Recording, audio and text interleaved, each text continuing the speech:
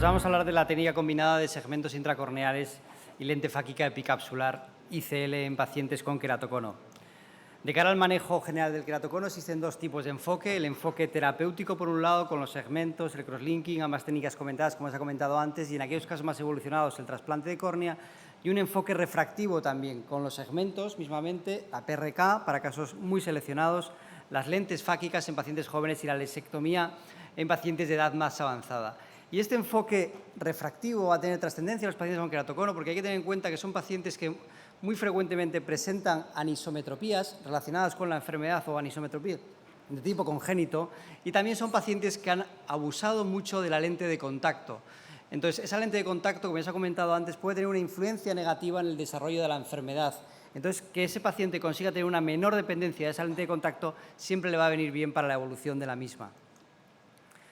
Nosotros llevamos implantando lentes fáquicas epicapsulares desde el año 2002 y sucesivamente hemos modificado nuestra técnica según también se iba modificando el diseño de la ICL. Y a día de hoy utilizamos el modelo V4C con un orificio central perforado y utilizamos la OCT de segmento anterior para el sizing, para escoger el tamaño más adecuado de la lente, que es el principal hándicap que puede tener esta lente. Ya hemos publicado dos trabajos relacionados con la rehabilitación visual del queratocono exclusivamente con lente fáquica, tanto esférica como tórica. Y lo que me gustaría comentaros es que cuando trabajamos exclusivamente con lentes fáquicas había tres factores que no éramos capaces de controlar. Por un lado era la progresión de la ectasia, por otro lado era que estamos trabajando con astigmatismos irregulares, por lo tanto la predictibilidad refractiva no va a ser óptima, y también que estos pacientes con queratocono tienen aberraciones de alto orden que si exclusivamente trabajamos con lentes fáquicas no vamos a ser capaces de corregirla y no estamos dando la mejor opción para la rehabilitación visual de ese paciente. Veis que en este trabajo con lentes tóricas exclusivamente el índice de eficacia es bueno, los resultados son buenos, pero cuando entramos un poquito más en detalle a desgranar este trabajo, vemos que existen, de los 30 ojos intervenidos, existen 4 casos en los que tenemos peores resultados refractivos y visuales. ¿Y cuáles son aquellos? Pues aquellos en que la córnea estaba peor, aquellos en que tenían una queratometría curva central mayor de 50 dioptrías, por lo que consideramos que es preferible regularizar la córnea antes de plantear una cirugía con lente fáquica. Así que nosotros en nuestra práctica diaria implantamos lentes tóricas siempre después de segmentos intracorneales, cuando la queratometría curva no es superior a 50 dioptrías, cuando objetivamos que existen diferentes refracciones iguales consecutivas en el tiempo, en pacientes mayores de 30 años que la posibilidad de progresión va a ser menor, y en el fenotipo Snowman y Nippel. ¿Y por qué en estos fenotipos? En el caso del Snowman lo que hay es una diferencia de 90 grados entre el eje topográfico y el eje comático, y cuando la aberración comática es importante vamos a colocar un segmento inferior. A diferencia de lo que hacemos habitualmente, colocar el segmento en el meridiano más plano, en estos casos lo vamos a colocar en el meridiano más curvo, por lo que no vamos a modificar el astigmatismo, incluso lo podremos aumentar. Entonces, en este caso podría ser una indicación. Lo que os comentaba antes, trabajamos con un segmento inferior para mejorar la enfermedad, para tratar la enfermedad. Y en el Nippel, lo que hacemos es, generalmente son córneas hiperprolatas con una alta esfericidad y, como ya se comentó previamente, trabajamos con un segmento de 210 que nos va a regularizar la córnea, es el que nomás nos va a aplanar la córnea, pero no va a afectar al astigmatismo, no va a tener un poder refractivo. Entonces, en esos casos también se podría plantear una ICL tórica, aunque también son casos en los que el astigmatismo, los nipples, el astigmatismo no es demasiado elevado. Koskuseven fue el primer autor que habló de la combinación de ambas técnicas, en este caso de Intacs y de ICL tórica, en 3 ojos de 2 pacientes con buenos resultados. Y nuestro trabajo engloba 42 ojos de 30 pacientes con una edad media de 34 años y con los siguientes criterios de inclusión.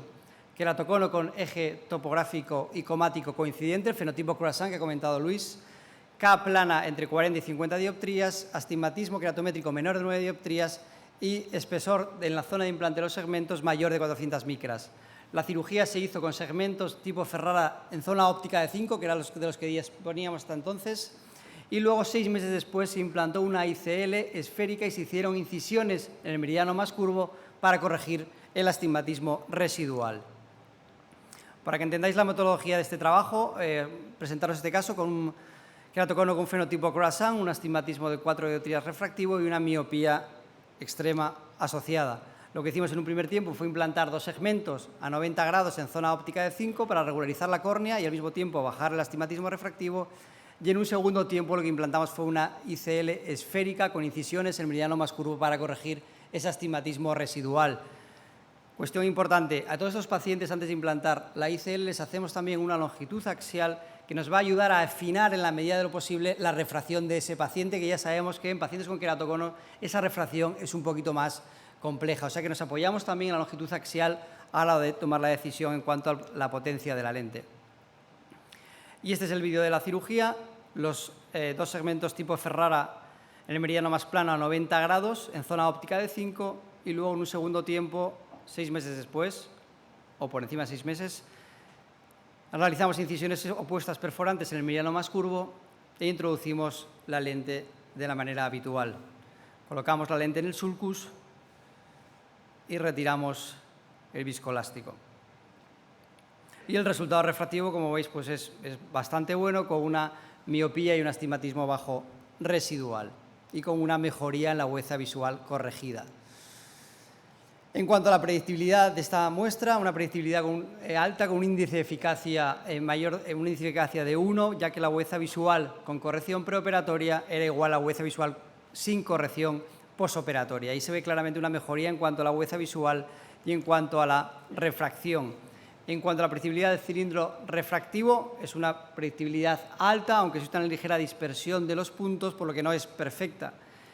Pero sí que mejora una vez que hemos implantado la ICL gracias a las incisiones opuestas perforantes que hacemos para corregir ese astigmatismo residual.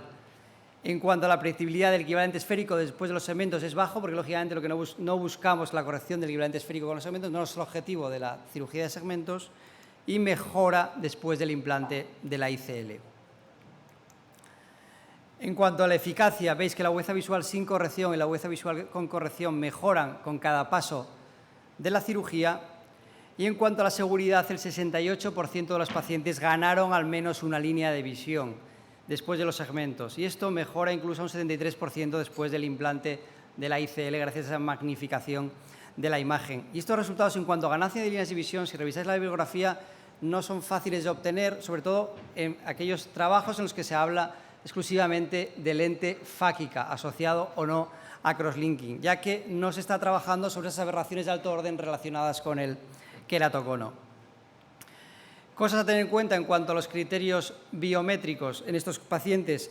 Es esperado tener un volt alto en estos casos. Lógicamente era esperado al principio cuando estábamos empezando con la curva de aprendizaje en pacientes con queratoconos. ¿Por qué? Porque nosotros para escoger el sizing extrapolamos el ángulo-ángulo a lo que sería el sulcus to sulcus. Y en los pacientes con queratoconos ese sulcus, esa anatomía es un poquito más falsa y ese sulcus es menor de lo que corresponde en ojos sanos.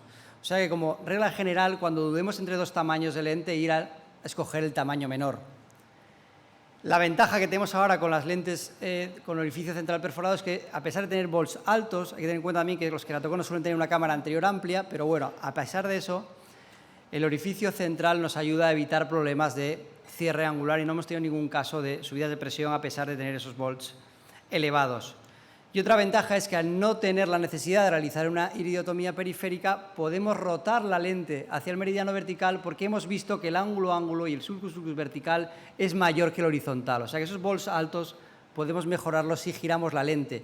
Y esto es otro criterio importante a la hora de tirar más a ICL esférica que a tórica, porque esta maniobra no lo podíamos realizar con ICLs tóricas.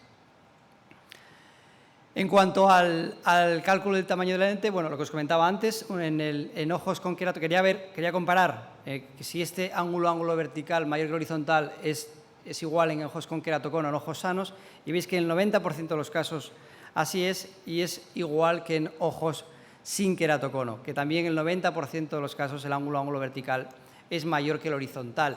Veis que en pacientes con queratoconos huimos de la lente de tamaño de 13.7, la lente de mayor tamaño, por lo que os comentaba antes, solamente un 4% de los casos frente a un 17% en ojos sanos. Y a 2 años los resultados en pacientes con queratoconos son muy similares, con un volt medio de 384 micras, muy similares a aquellos pacientes sanos sin queratocono. Y bueno, este trabajo ya ha sido publicado en el Journal of Cataract and Refractive Surgery en el 2011. Entonces, para concluir, la combinación de segmentos e ICL es un procedimiento efectivo y seguro para la corrección terapéutica refractiva del queratocono. El objetivo de los segmentos es mejorar el astigmatismo irregular, o sea, regularizar la córnea, y el objetivo de la ICL es corregir la esfera y el astigmatismo residual. Debemos esperar 6 meses desde el implante de los segmentos hasta el implante de la lente fáquica por esa remodelación durante los primeros meses tras el implante de los segmentos, y tiene que haber una congruencia entre la refracción y la longitud axial, o por lo menos buscarla. Una agudeza visual con gafas y lente de contacto tiene que haber una congruencia, debe ser una agudeza visual similar. Si la agudeza visual con lente de contacto es mejor o mucho mejor que la agudeza visual con gafas, es que no hemos actuado suficiente sobre la córnea. Tenemos que seguir trabajando en la córnea para intentar regularizarla. Y también debe haber una congruencia en cuanto a la OCT de segmento anterior. Importante, lo que os comentaba antes, si tenemos dudas entre los tamaños, coger el tamaño menor y siempre ser conscientes de advertir al paciente que siempre puede haber algún mínimo de efecto residual que, siendo pacientes que son conscientes de su enfermedad, entienden perfectamente que puedan necesitar alguna gafa para alguna situación puntual. Pues nada, esto era todo. Muchas gracias. Y bueno, invitaros al curso de córnea que realizamos en el Instituto en abril, el 15 y 16 de abril, que organiza el doctor Alfonso y el doctor Merayo, y que bueno, que estáis todos invitados. Muchas gracias.